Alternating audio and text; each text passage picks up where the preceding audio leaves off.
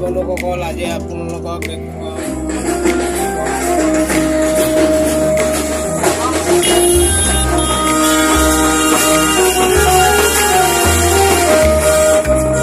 Subscribe আৰু like share জৰুৰ কৰি দিব নাপাহৰিব।